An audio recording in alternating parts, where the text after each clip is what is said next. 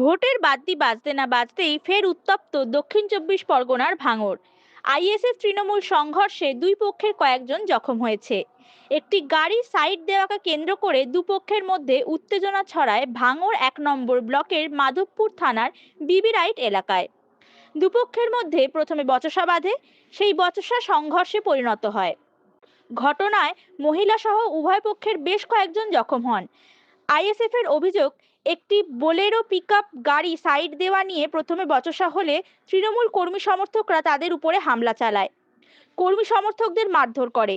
ঘটনাস্থলে মাধবপুর থানার পুলিশ গেলে পরিস্থিতি নিয়ন্ত্রণে আসে। জখমদের উদ্ধার করে প্রথমে নলমুড়ি প্রাথমিক স্বাস্থ্য কেন্দ্রে নিয়ে যাওয়া হয়। এক আইএসএফ মহিলা কর্মী সমর্থকের অবস্থা গুরুতর হওয়ায় তাকে আরজিকর হাসপাতালে নিয়ে যাওয়া হয়। বাকিদের প্রাথমিক চিকিৎসার পর ছেড়ে দেওয়া হয়। ঘটনা ঘিরে চাঞ্চল্য ছড়িয়েছে বিবিরাইট এলাকায়।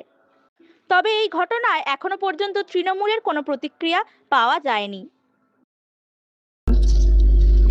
প্রথম একটা গাড়ি সাইড করাকরি নিয়ে একটু তর্ক বিতর্ক হয়েছে, তারপরে কোনো কথা না, এসির পরে এসে মুখে ঘুষি মেরেছে।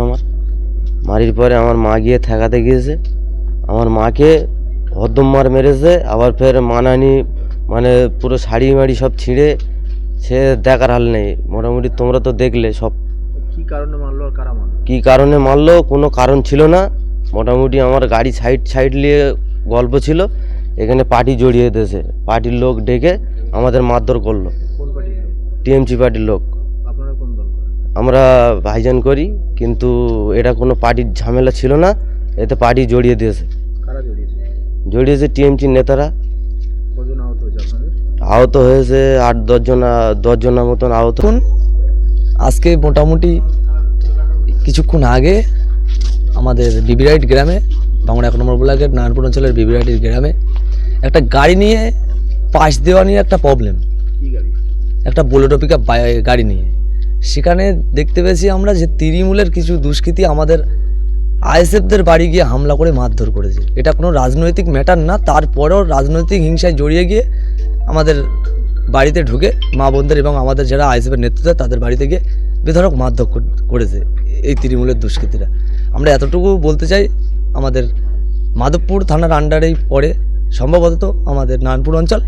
আমরা প্রশাসনের কাছে আমাদের আবেদন থাকবে, আপনারা সঠিক যাচাইটা করুন, তদন্ত করুন, যেটা সামনে উঠে আসবে, যে সত্যটা উঠে আসবে সেটার দিকে তাকিয়ে বিষয়টা দেখবেন। আর দ্বিতীয় কথা হলো এই যে আমরা যদি রাজনৈতিকভাবে আমাদের কাছে পেরে ওঠে না, যখন রাস্তার সমস্যা নিয়ে আমাদের সঙ্গে যখন এত কিছু করছে, আমরাও কিন্তু চুপচাপ চুরি পড়ে আমরাও বসে নেই। আমরাও কিন্তু রাজনীতি হিংসায় জড়িয়ে পড়তে পারি, কিন্তু আমাদের নওশাদ সিদ্দিকী শেখায় না, সে কারণে এখনও চুপচাপ আমরা আছি।